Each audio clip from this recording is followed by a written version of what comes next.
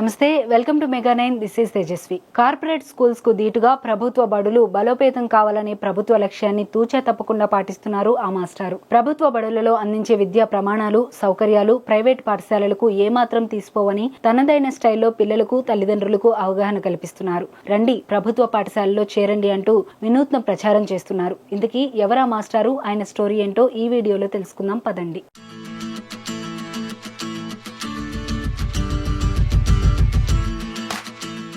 ఇదిగో ఇక్కడ వీడియోలో కనిపిస్తున్న ఈయన పేరు రమేష్ బాబు. ఏలూరు జిల్లా జీలుగుమిల్లి మండలం ములగలంపల్లి మండల పరిషత్ ఆదర్శ ప్రాథమిక పాఠశాల ప్రధానోపాధ్యాయుడు. గ్రామస్తులు, విద్యార్థులు, తల్లిదండ్రులు ఆయన్ని ప్రేమగా బాబు మాస్టర్ అని పిలుస్తూ ఉంటారు. ప్రస్తుతం వేసవి సెలవులు కావటంతో ఉపాధ్యాయులందరూ తమ తమ ఇళ్లలో రిలాక్స్ అవుతూ ఉంటారు. కానీ బాబు మాస్టర్ మాత్రం వెరీ స్పెషల్.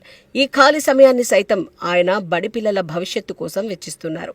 సర్కారీ బడుల్లో పిల్లలను చేర్పించాలనే లక్ష్యంతో తన బైక్ కి ఓ మైక్ ను అమర్చుకుని వినూత్న ప్రచారం చేస్తున్నారు.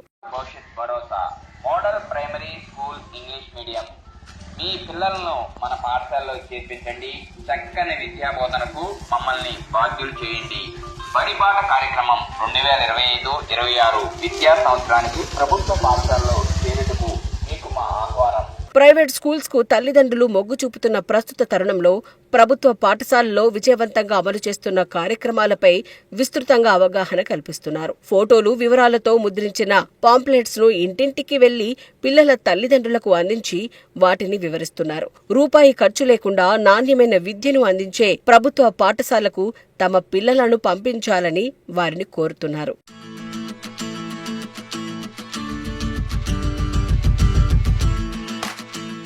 ప్రైవేటు, కార్పొరేట్ పాఠశాలలకు ధీటుగా ప్రస్తుతం గవర్నమెంట్ స్కూల్స్ లో విద్యను అందిస్తున్నట్లు రమేష్ బాబు పిల్లల తల్లిదండ్రులకు చెప్తున్నారు. ఒక్క గ్రామంతో ఆయన ప్రచారం ఆగిపోలేదు. ఇప్పటి వరకు ఆయన ములగలంపల్లి, రౌతుగూడెం, రవీంద్రనగర్, కనకాపురం, పాకాలగూడెం తదితర గ్రామాల్లో ప్రచారాన్ని పూర్తి చేశారు. మరికొన్ని గ్రామాల్లో కూడా ప్రచారం చేస్తానని, రానున్న విద్యా సంవత్సరానికి ఎక్కువ మంది పిల్లలు ప్రభుత్వ పాఠశాలలో చేరే విధంగా కృషి చేస్తానని రమేష్ బాబు అంటున్నారు. ములగలంపల్లి గ్రామంలో ప్రధానోపాధ్యాయునిగా పనిచేస్తున్నానండి. అయితే ప్రభుత్వం తెచ్చిన ఏదైతే రీఆర్గనైజేషన్లో భాగంగా ఏదైతే ఉందో మా స్కూల్ని మోడల్ స్కూల్ చేశారండి. మోడల్ స్కూల్ చేయడం వల్ల ఏంటంటే ప్రతి తరగతికి ఒక ఉపాధ్యాయునిచే తరగతి బోధన ఉంటుందండి.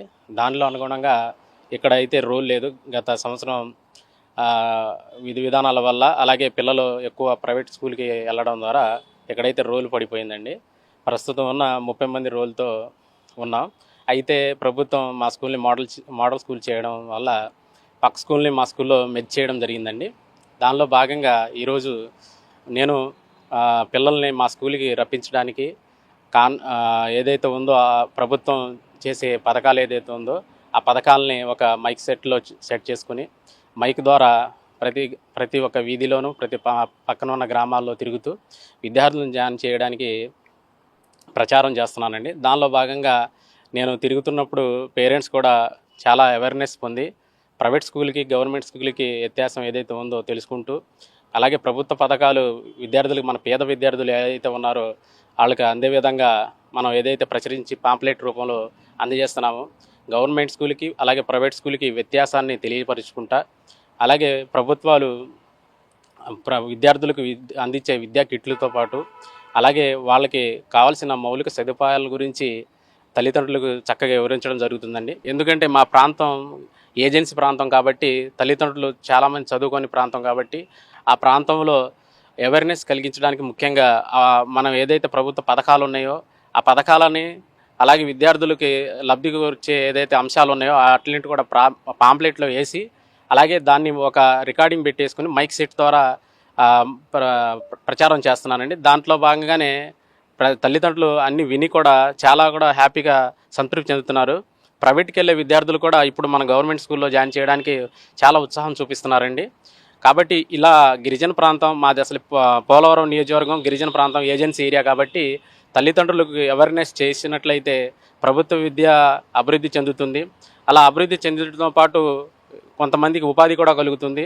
ఇప్పుడు మన ప్రభుత్వం, కూటమి ప్రభుత్వం ఏర్పరిచే డిఎస్సిలో భాగంగా మా స్కూల్లో అడిషనల్గా ఇంకా రోల్ను బట్టి 2 పోస్టులు కానీ 3 పోస్టులు కానీ పెరుగుతుంది. ఒక LFL HMగా పోస్టు కూడా శాంక్షన్ అవుతుందండి ఈ రోల్ని బట్టి. ఇప్పుడు మనం తిరుగుతుంటా ఉంటే ఈ రోల్తో కొత్త డిఎస్సిలో కొత్త వారికి కూడా అవకాశం కలుగుతుందండి. అలాగే ఉపాధితో పాటు అలాగే పేద విద్యార్థులు కూడా నాణ్యమైన విద్య అందించినట్లు అవుతుంది. ఎందుకంటే ప్రతి తరగతి కూడా ఒక టీచర్ ఉన్నట్లయితే ప్రతి తరగతి టీచర్ ఉంటే వాళ్ళకి ఎక్కడైతే విద్యార్థి వెనకబడి ఉన్నాడో ఆ విద్యార్థికి మనం నాణ్యమైన విద్య అందించడానికి ఆస్కారం ఉంటుందని చెప్పి ఆ ఉద్దేశంతోనే నేను ప్రచారం చేస్తున్నానండి. మనం ఒక జీతం తీసుకుంటా నిరంతరం మనం ప్రజల్లో ఉండే వ్యక్తులం. ఎందుకంటే ఒక సొసైటీ అనేది డిపెండ్ అనేది ఒక ఉపాధ్యాయుని చేతిలో ఉంటుంది. మంచి కూడా చెడు కూడా ఒక ఉపాధ్యాయులు చేయగలుగుతారు. నాకు ఈరోజు జీతం వస్తుంది, కానీ ఆ జీతం నేను జేబులో వేసుకొని నా అవసరాలు తీర్చుకుంటూ ఉంటే దానికి అది భావ్యం కాదని నేను భావిస్తాను. ప్రైవేట్ స్కూల్స్ లో ఎల్కేజీ నుంచి 10th క్లాస్ వరకు లక్షల్లో ఫీజులు వసూలు చేస్తున్నారు.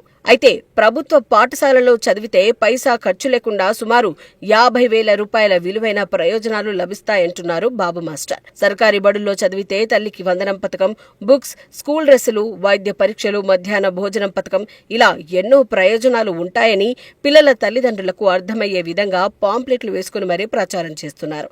అయితే బాబు మాస్టర్ చేస్తున్న ప్రచారానికి పిల్లల తల్లిదండ్రుల నుంచి కూడా మంచి స్పందన లభిస్తోంది.